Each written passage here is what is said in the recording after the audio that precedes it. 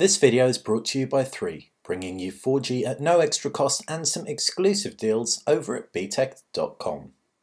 Hey guys, welcome to bTech. It's Basil here giving you the comparison that we reckon you've been waiting for. Even though these two devices could not be more different, the iPhone 5S of course and the Samsung Galaxy S5. Like we said, two different phones, 4-inch screen, 5.1-inch screen, aluminium uni-body design with a glass front and a metal backing, plastic build all in all with a beautiful Gorilla Glass 3 front and a gorgeous Super AMOLED panel, full HD resolution, nowhere near full HD resolution, but relatively comparable PPIs, that's pixels per inch. So you'll get a similar degree of sharpness on both of the phones. Below both of the screens you can see two home buttons. They both pack fingerprint sensors. The iPhone 5S is a hold to activate, so we can, for example, unlock the phone with a simple hold. The Samsung Galaxy S5 is a swipe, akin to the HTC One Max. Now, we haven't tested this, so we can't tell you as to whether the performance is quite as poor as the HTC One Max, but it's definitely worth bearing in mind. They are different technologies fundamentally. Front-facing cameras and sensors. On the right-hand side of the iPhone, you've just got that SIM tray.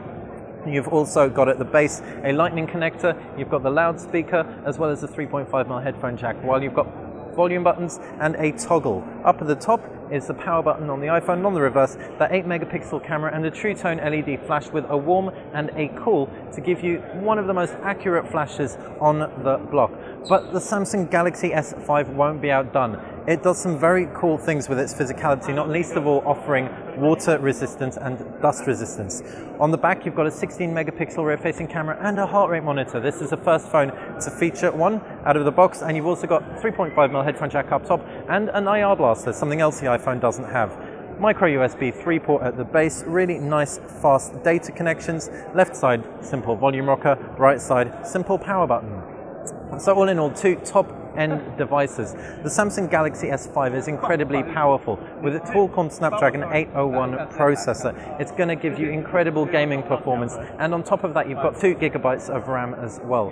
The iPhone 5S with its Apple A7 chipset will also fly through everything that iOS is going to throw at it. 64-bit chipset, slightly different, although it's going to perform very similarly to the iPhone 5 before it, as far as actual gaming and key things you're going to see goes, because we yet to see apps really take advantage of that.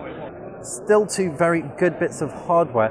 What about inside? You've got Android on the Samsung Galaxy S5, and it's a heavily skinned version of Android. Samsung's made its iconography a lot cleaner, and it's very, very smooth.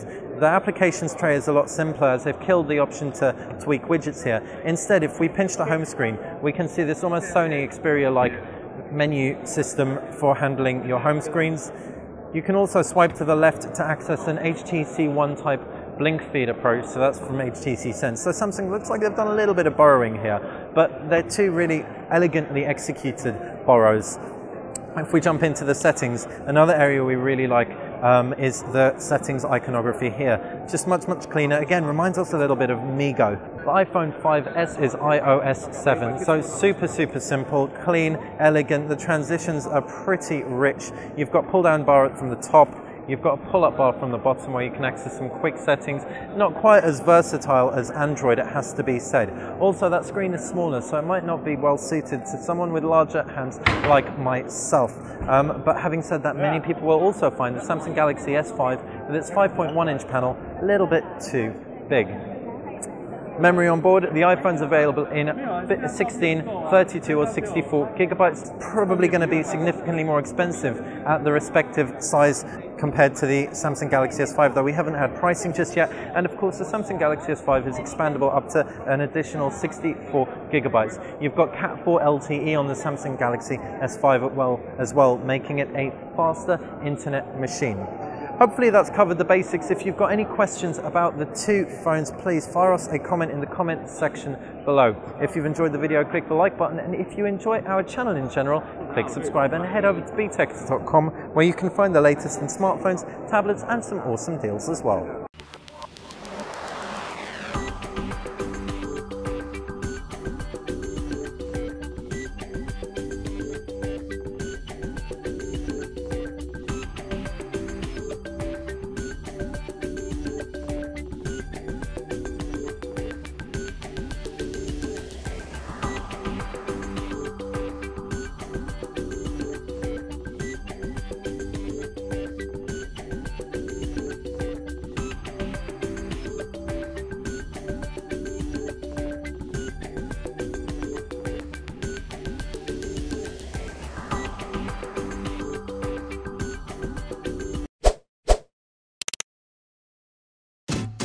At the top of the screen is where you can find 3 hand-picked videos for your viewing pleasure.